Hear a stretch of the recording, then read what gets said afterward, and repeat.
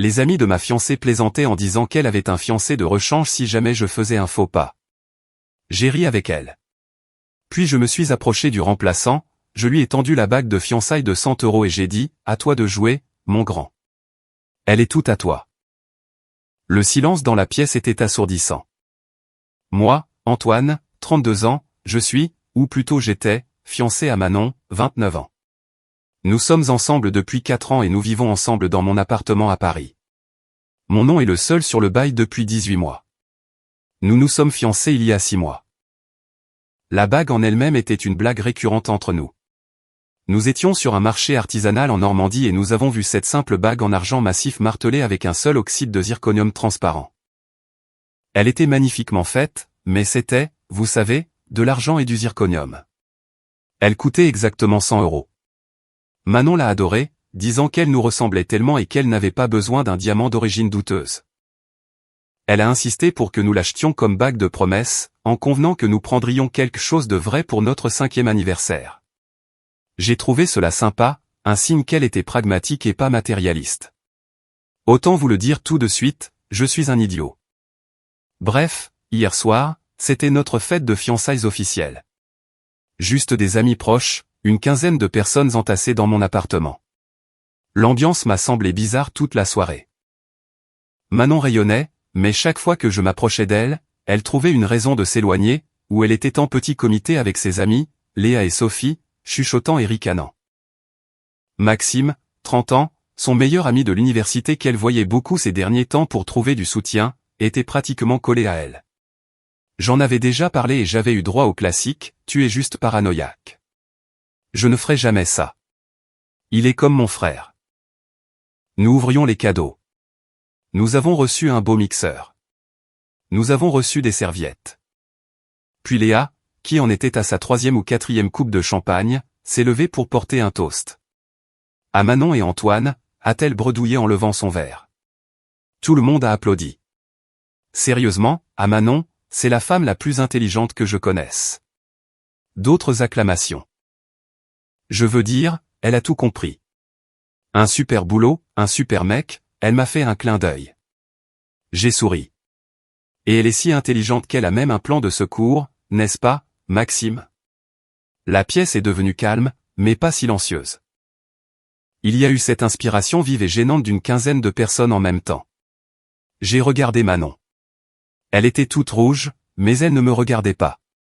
Elle regardait Maxime et elle souriait. Un petit sourire timide et satisfait. Maxime, ce crétin absolu, a eu un sourire narquois et a levé son verre vers elle. Toujours là pour toi, ma petite Manon. Léa, inconsciente, a continué. Je lui dis toujours que si Antoine fait un faux pas, tu as Maxime sur le banc de touche, prêt à entrer en jeu. C'est notre petite blague. Mon estomac s'est noué. C'était comme une scène de film où le son se coupe et un sifflement aigu se fait entendre. Chaque petit signal d'alarme des 6 derniers mois s'est aligné dans une parade moqueuse parfaite. Les soirées tardives dont elle disait qu'elles étaient avec les filles, mais la localisation de son téléphone, que nous partagions, la montrait dans le quartier de Maxime. Les messages constants, où elle retournait son téléphone pour les cacher. Les déjeuners amicaux qui duraient 3 heures. La façon dont elle avait arrêté de parler des lieux de réception pour le mariage. Ils me regardaient tous en attendant ma réaction à la blague. Alors je leur en ai donné une. J'ai ri d'un rire fort et qui semblait sincère. Léa, c'est génial, ai-je dit en me levant. Honnêtement, Manon, je suis impressionné. Un plan d'urgence. C'est juste de la gestion des risques intelligente. Il faut toujours avoir un plan B. Le sourire de Manon a vacillé, ses yeux se sont plissés. Antoine, qu'est-ce que tu fais? Non, sérieusement, ai-je dit en levant les mains. Je me suis dirigé vers le porte-manteau où se trouvait ma veste. J'ai glissé la main dans la poche intérieure et j'en ai sorti la petite boîte en velours contenant la bague à 100 €. Je l'avais enlevée de son doigt un peu plus tôt pour la nettoyer pour la fête. J'ai traversé la pièce en passant juste devant Manon et je me suis arrêté devant Maxime. Il avait toujours un demi-sourire narquois et l'air confus. J'ai tendu la boîte. Il s'est contenté de la fixer. À toi de jouer, mon grand, ai-je dit, d'une voix parfaitement calme. Elle est toute à toi. Je ne me suis pas contenté de la lui tendre. J'ai ouvert sa main molle et j'ai laissé tomber la boîte dans sa paume. Le silence qui a suivi a été assourdissant. On aurait pu entendre une mouche voler. La bouche de Léa était grande ouverte. Le visage de Manon était passé du rouge rosé à un blanc pâle et maladif. La fête est finie, tout le monde, ai-je dit en projetant ma voix dans toute la pièce. Merci d'être venu. S'il vous plaît, sortez. Manon a poussé un cri perçant, retrouvant enfin sa voix. Qu'est-ce que tu fais? C'était une blague. Une blague stupide. L'était-elle? Je l'ai regardé droit dans les yeux. Était-ce une blague quand tu étais à son appartement mardi dernier ou le week-end où je suis allé chez mes parents? Sa bouche s'est refermée d'un coup. J'ai vu les yeux de Maxime s'écarquiller. Oh mince. Il ne savait pas que je le savais. Ou peut-être qu'il ne savait pas qu'elle lui mentait, à lui aussi. Peu importe. Tout le monde dehors, maintenant, ai-je dit en me dirigeant vers la porte et en la tenant ouverte. Les gens se sont bousculés pour prendre leurs manteaux et leurs chaussures. Personne n'établissait de contact visuel. C'était comme si une bombe avait explosé. Léa et Sophie essayaient de pousser une Manon en sanglots vers la porte, mais elle résistait. « Je ne pars pas », a-t-elle crié. « C'est ma maison. Tu ne peux pas faire ça. C'est mon appartement, Manon. Tu n'es pas sur le bail, ai-je dit d'une voix atone. Toi, Léa, Sophie, et surtout toi. Le remplaçant. Dehors. Maxime, à son crédit, avait l'air de vouloir être n'importe où ailleurs sur terre. Il a posé les crins de la bague sur la table d'appoint et a pratiquement couru vers la porte. Manon, Léa et Sophie ont été les dernières. Tu es un monstre, Antoine, a craché Léa. Tu es hystérique pour rien, a ajouté Sophie. Manon s'est contentée de me regarder, les larmes coulant sur son visage. Tu gâches 4 ans pour une blague. Non, Manon, ai-je dit en tenant la porte ouverte. Je m'épargne une vie entière à être le plan A de quelqu'un pendant qu'il fait passer des auditions pour le plan B. Maintenant, sors. Elle est finalement partie. J'ai fermé la porte, verrouillé le pen dormant et mis la chaîne de sécurité. C'était il y a 2 heures. Mon téléphone n'arrête pas de vibrer sur la table. Un mélange de messages d'elle, de son groupe d'amis, et même de sa mère, qui a dû avoir la version déformée des événements où Antoine est un déséquilibré. Je n'en ai lu aucun. Je suis juste assis dans mon salon, entouré de biscuits apéritifs à moitié mangés et de sacs cadeaux abandonnés. J'ai pris les crins de la bague sur la table. Je me contente de le regarder. Les 100 € les mieux dépensés de ma vie. Première mise à jour, 3 jours plus tard.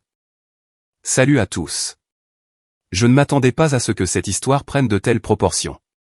Merci pour tout le soutien et les conseils, pour la plupart très bons. Ma messagerie privée est un champ de bataille, mais la solidarité aide. Je me sens moins fou. Donc, les dernières 72 heures ont été mouvementées. Les conséquences, le soir de la fête. Les coups sur ma porte ont commencé environ 10 minutes après que je l'ai verrouillée. C'était Manon, Maxime, le remplaçant est revenu, et Léa. Il criait, Manon, Antoine, ouvre cette porte. Tu es fou. Tu m'as humilié. Léa, on ne partira pas tant que tu ne lui auras pas parlé, espèce de manipulateur. Maxime, mec, sors de là. On peut parler. Tu l'as fait pleurer. Je me suis juste assis sur mon canapé. J'ai mis mon casque à réduction de bruit et j'ai lancé un nouveau jeu vidéo. Après environ 20 minutes de cris et de coups, j'ai enlevé mon casque, j'ai composé le 17 et j'ai signalé qu'un groupe d'individus alcoolisés que je venais d'expulser d'une fête refusait de quitter le palier et causait du tapage nocturne. J'ai mis le téléphone sur haut-parleur et j'ai monté le volume. La voix de l'opérateur, « Monsieur, êtes-vous en danger immédiat ?» était assez forte pour être entendue à travers la porte. Les coups ont cessé. J'ai entendu des chuchotements paniqués. Il appelle la police. Oh mon Dieu, on s'en va. Manon, viens. Il est fou. Au moment où j'ai vu les gyrophares clignoter à travers ma fenêtre, ils étaient déjà loin. L'assaut de messages. Mon téléphone était une véritable centrale de notifications. Je les ai finalement lus le lendemain matin. C'était un cas d'école de manipulation mentale. Manon, plus de 80 messages, 15 appels manqués. Comment as-tu pu me faire ça devant tout le monde? C'était une blague. Une blague stupide. Tu as de graves problèmes de confiance. Très bien. Je suis chez Maxime. Tu es content maintenant? Tu m'as poussé dans ses bras. Tu gâches 4 ans de souvenirs. Ma mère est horrifiée. Elle n'arrive pas à croire que tu puisses être aussi cruel. Je viens chercher mes affaires demain. Nous allons parler. Tu ne m'as même pas laissé t'expliquer. Maxime est juste un ami. Tu as tout déformé. Les messages de Léa, tu es un malade, pur et simple. Manon est détruite. Elle t'aime. Tu es un monstre. J'espère que tu seras heureux tout seul. Espèce de paranoïaque. Maxime, mec, tu as vraiment réagi de façon excessive. C'était une blague. Tu as humilié Manon pour rien. Vraiment pas sympa. Ma réponse, la méthode. Je n'ai pas répondu. Pas un seul message. Au lieu de cela, je me suis mis au travail. Bloqué. Je les ai tous bloqués. Manon, Maxime, Léa, Sophie, même la mère de Manon qui m'avait envoyé un message disant « Manon est une fille bien. Quoi que tu penses qu'il s'est passé, tu as tort. Appelle-la. » Serrure. À 8h tapante, j'avais un serrurier à ma porte. Nouveau cylindre de haute sécurité, nouvelle serrure sur la poignée. Cela m'a coûté 280 €. Il les valait bien. L'emballage. J'ai passé toute la journée d'hier à emballer ses affaires. Absolument tout. Chaque tube de rouge à lèvres, chaque paire de chaussures, tous ses vêtements, ses affaires de toilette. J'ai été méthodique. J'ai trouvé des choses que je lui avais achetées. J'ai trouvé des petits mots que je lui avais écrits. Cette partie a été dure. Je ne vais pas mentir. J'ai eu un moment de faiblesse. Je me suis assis sur le sol de la penderie pendant environ 10 minutes et je me suis senti vide. 4 ans. Mais la colère est revenue assez vite.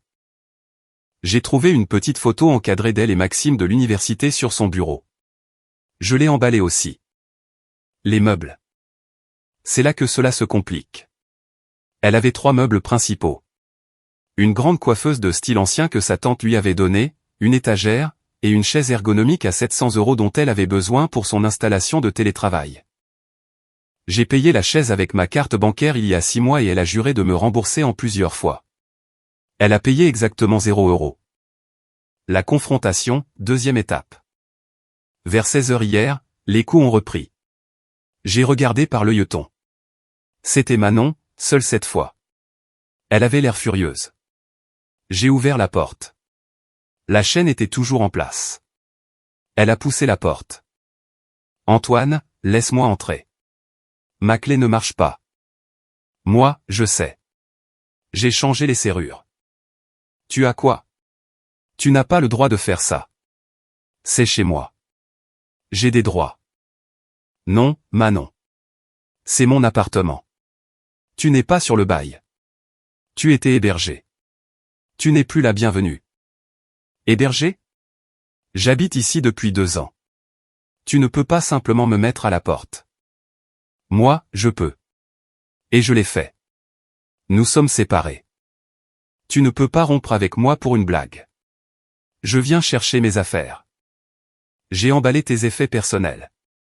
Ils sont dans des cartons près de la porte. Tu as emballé mes. Tu es incroyable. Ouvre cette porte. Non, tu peux fixer un moment pour venir chercher tes cartons. Tu auras 30 minutes. Tu peux prendre ce qui est dans l'entrée. C'est tout. Son visage est devenu violet. Et mes meubles? Ma coiffeuse? Ma chaise? Moi, la coiffeuse est à toi. C'était un cadeau. L'étagère est à toi. La chaise. J'ai fait une pause. La chaise pour laquelle j'ai payé 700 €.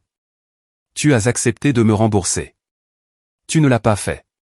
Tu me paies les 700 €. Tu peux avoir la chaise. Sa mâchoire s'est décrochée. C'est du chantage. Tu me voles. C'est ma chaise de travail. J'en ai besoin. Moi, alors tu aurais dû la payer ou ne pas avoir de fiancé de rechange. Je vais appeler la police. Je vais leur dire que tu voles mes affaires. Je t'en prie. J'adorerais leur montrer le bail et le relevé de ma carte bancaire pour la chaise. Explique-leur comment ta blague a provoqué ton départ. Vas-y. Je vais attendre. Elle m'a dévisagé. Les larmes ont commencé à couler, mais c'était des larmes de colère. Tu vas le regretter, Antoine. Tu n'as pas idée. Elle est partie en trombe, en composant un numéro sur son téléphone. Donc, j'en suis là. J'ai 14 cartons de ses affaires empilés dans mon entrée. J'attends que la police débarque pour une plainte pour vol. Je m'attends aussi à moitié à recevoir un pavé à travers ma fenêtre. C'est un cauchemar. Mais bizarrement, je me sens plus léger, plus calme. L'anxiété qui s'accumulait depuis des mois a disparu. Ce n'est que de la lucidité et une chaise à 700 € qui est en fait vraiment confortable.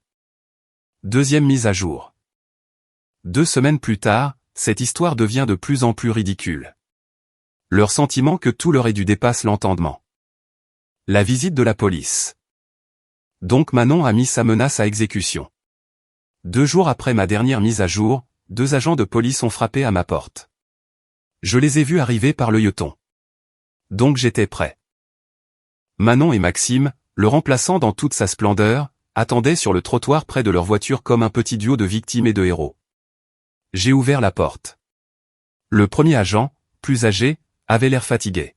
« Monsieur, nous avons reçu un appel concernant un différend. » Une mademoiselle Manon. Moi, bonjour, messieurs. Il n'y a pas de différend. Mon ex-fiancée est dehors. J'ai rompu avec elle la semaine dernière et on lui a demandé de partir. Du trottoir, Manon a crié, il m'a mise à la porte. Il a volé mes affaires. Il a ma chaise de bureau. Le premier agent a poussé un profond soupir. Le deuxième agent, monsieur, vous comprenez que si elle est résidente, vous ne pouvez pas simplement la mettre dehors. C'est une expulsion illégale. Moi, je comprends tout à fait, c'est pourquoi j'ai mon bail juste ici. Je lui ai tendu le bail imprimé. Mon nom est le seul qui y figure. Elle était hébergée à titre gratuit. Sa carte d'identité, ses factures, tout est domicilié chez ses parents. Elle n'a jamais eu de résidence légale ici. Le deuxième agent a parcouru le document. Le premier agent a regardé Manon. Puis il est revenu vers moi. Le premier agent, d'accord. Mais elle a des affaires dans l'appartement. Moi, oui, en effet. 14 cartons juste ici dans l'entrée. J'ai fait un geste derrière moi. Je lui ai proposé à plusieurs reprises de fixer un rendez-vous pour les récupérer. Elle a refusé et a exigé un accès total à l'appartement, ce qui ne me rassure pas du tout. Manon, toujours depuis la rue, il ment. Il garde ma chaise de travail. Elle vaut 700 €. Le premier agent, monsieur, qu'en est-il de cette chaise? Moi, ah, oui. La chaise est un objet de litige. Je l'ai achetée avec ma carte bancaire. Je lui ai tendu le relevé de compte avec l'opération surlignée. Elle a accepté de me rembourser et ne l'a jamais fait. Je lui ai dit qu'elle pourrait l'avoir dès qu'elle m'aurait payé les 700 € qu'elle me doit. En ce qui me concerne, c'est ma chaise jusqu'à ce que je sois remboursé. Le reste de ses affaires, ses vêtements, sa coiffeuse. Son étagère sont juste ici. Elle peut les prendre tout de suite. Les policiers se sont regardés. Le premier agent a parlé dans sa radio, poste central, il s'agit d'un litige civil, un contentieux de propriété. Il m'a regardé. Monsieur, nous ne pouvons pas vous forcer à lui donner la chaise. C'est du ressort de la justice civile, mais nous pouvons superviser la remise des biens pour qu'elle puisse récupérer ses affaires non contestées. Êtes-vous d'accord avec cela?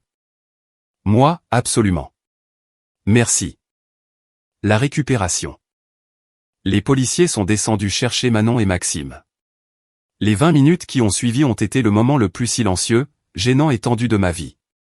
Les 2 policiers se tenaient dans l'encadrement de ma porte ouverte. Je me tenais dans le salon.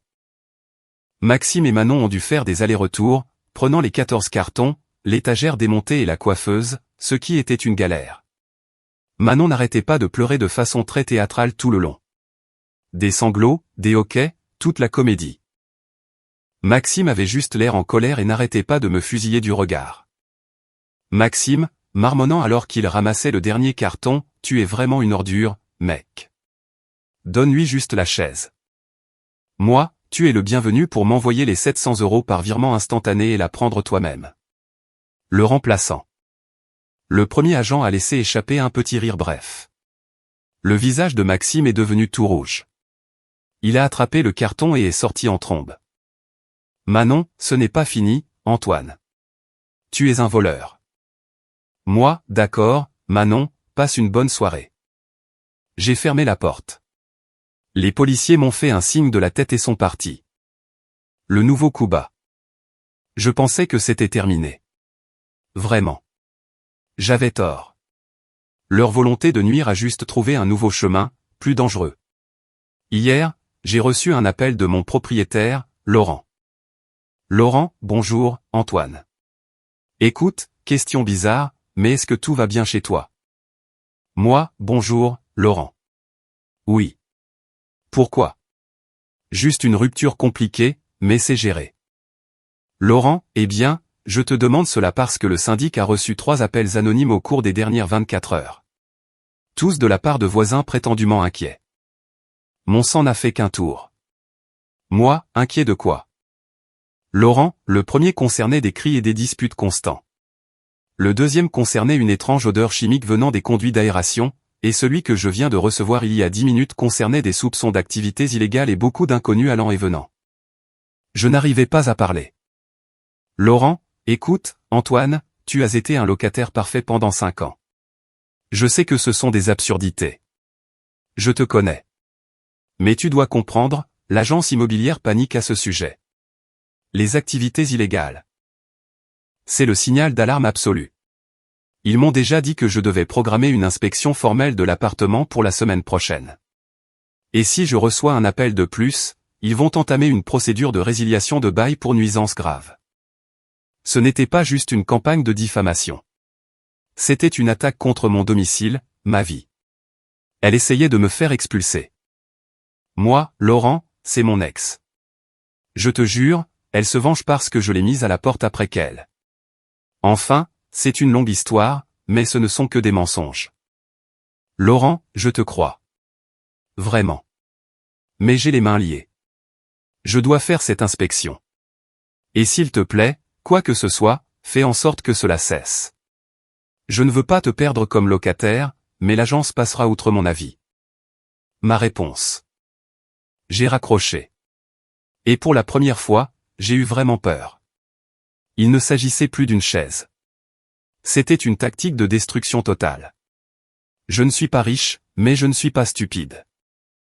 J'ai immédiatement appelé un cabinet d'avocats et j'ai payé 350 € pour une consultation en urgence. J'ai tout expliqué à l'avocate, l'histoire du remplaçant, l'intervention de la police dont j'avais demandé une main courante, et les appels à mon propriétaire. L'avocate était très sérieuse. Elle a dit, c'est un comportement classique d'ex-vindicative. Ses conseils, mise en demeure. Elle rédige une lettre de mise en demeure formelle. Elle sera envoyée par lettre recommandée avec accusé de réception à Manon chez ses parents, à Maxime et à Léa, dont je connais malheureusement l'adresse. Dossier. La lettre détaillera l'incident, la fausse déclaration et la campagne de harcèlement via des appels diffamatoires anonymes à mon propriétaire. Elle stipulera que tout contact supplémentaire, direct ou indirect, ou tout autre appel anonyme entraînera un dépôt de plainte immédiat pour harcèlement moral, diffamation et dénonciation calomnieuse. Propriétaire. Je dois envoyer un courriel officiel à mon propriétaire et mettre l'agence en copie, résumant ma rupture, déclarant que je suis la cible d'une campagne de harcèlement et de fausses accusations de la part de mon ex-fiancé en guise de représailles. Je dois y joindre une copie de la lettre de mise en demeure pour prouver que je gère la situation par voie légale. Cela crée une trace écrite qui me protège. Alors, c'est ma vie maintenant. J'ai déboursé 350 € pour une avocate et 280 € pour un serrurier. Mon propriétaire pense que mon appartement est un repère de voyous et je dois subir une inspection formelle la semaine prochaine. Tout cela parce que je n'ai pas voulu jouer le jeu d'une blague cruelle. L'audace de ces gens, d'être en tort et ensuite d'essayer de ruiner ma vie comme punition parce que je ne me suis pas laissé faire. Je ne suis même plus en colère. Je suis juste d'une froideur absolue. Ce n'est pas une rupture. C'est une guerre que je n'ai pas déclenchée, mais que je compte bien terminer. Mise à jour finale. 2 mois plus tard. C'est fini. Dieu merci, c'est enfin terminé. Je suis assis dans mon appartement. Il est propre. Il est calme. Et l'inspection s'est parfaitement déroulée. Laurent, mon propriétaire, s'est excusé à profusion pour tout cela. Donc, voici la chute finale des dominos. La lettre de mise en demeure. Mon avocate a envoyé les mises en demeure. Courrier recommandé. Les trois ont signé l'accusé de réception. Et d'un coup, le silence absolu. Les appels à mon propriétaire ont cessé instantanément. Le voisin inquiet s'est évaporé. C'est incroyable l'effet que peut produire un courrier avec l'entête d'un véritable cabinet d'avocats. La menace d'une action en justice pour harcèlement a suffi à faire fuir cette petite troupe. Mon courriel à l'agence immobilière avec la mise en demeure en pièces jointes a également fonctionné. J'ai reçu une réponse très polie et très formelle m'indiquant qu'il considérait ces fausses alertes comme un dossier clos. Le remplaçant prend la fuite. C'était la partie que je n'avais pas vue venir. Environ une semaine après l'envoi des lettres, j'ai reçu un message d'un numéro inconnu. Salut, c'est Maxime. Écoute, j'arrête les frais. Toute cette histoire est délirante. Manon a complètement perdu la tête. J'ai juste regardé le message. Je n'ai pas répondu. Environ 10 minutes plus tard, un autre est arrivé. Elle s'est installée chez moi et c'est un enfer. Elle voulait que j'appelle à nouveau ton propriétaire et que je dise que je t'avais vu avec une arme. Je refuse de faire ça. Je ne vais pas finir en garde à vue pour elle. Je lui ai dit de faire ses valises. C'est terminé. Désolé pour ma part de responsabilité là-dedans. Ainsi, le plan de secours s'est effondré à la seconde où il impliquait un risque réel ou des conséquences pénales. Il était ravi de jouer l'amant suffisant et moqueur, mais il n'était pas prêt à devenir complice d'un délit. La bague à 100 € était apparemment un prix trop élevé. L'ultime épreuve, la mère de Manon. La vie a été calme pendant presque un mois. Je tournais la page, tout simplement. Puis hier soir, mon téléphone sonne. Un numéro inconnu. J'ai failli ne pas décrocher. Moi, allô. Antoine. C'est Sylvie. La mère de Manon. Ma tension artérielle a instantanément grimpé en flèche. Moi, Sylvie. Je suis surpris de vous entendre. Oui. Écoute, Antoine, je sais que les choses se sont très mal terminées. Je n'appelle pas pour remuer le couteau dans la plaie. D'accord. Que puis-je faire pour vous? Voilà, Manon. Elle ne va pas bien du tout. Elle a dû revenir habiter à la maison.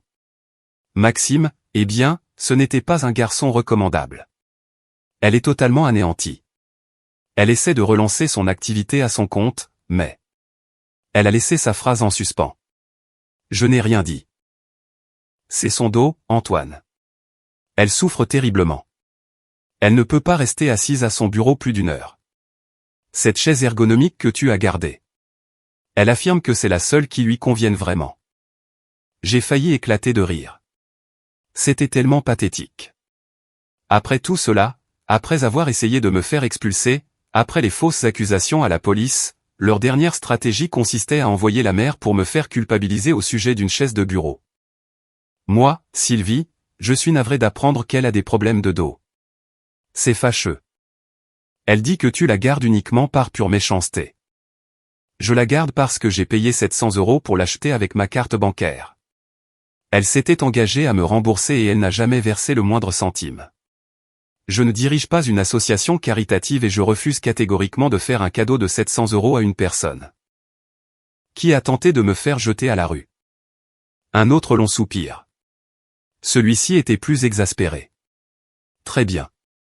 Combien? Moi, 700 €. C'est ridicule. C'est du matériel d'occasion. C'est le tarif. C'est la somme que j'ai payée.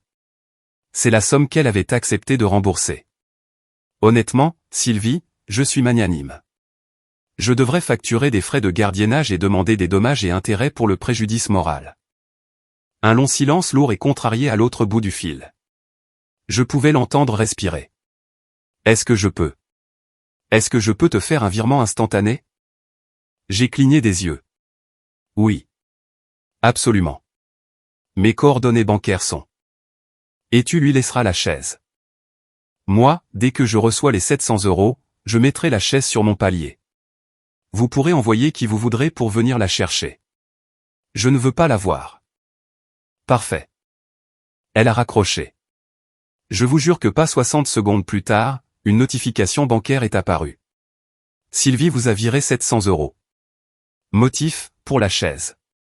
J'ai fait rouler la chaise très confortable et désormais entièrement rentabilisée sur mon palier.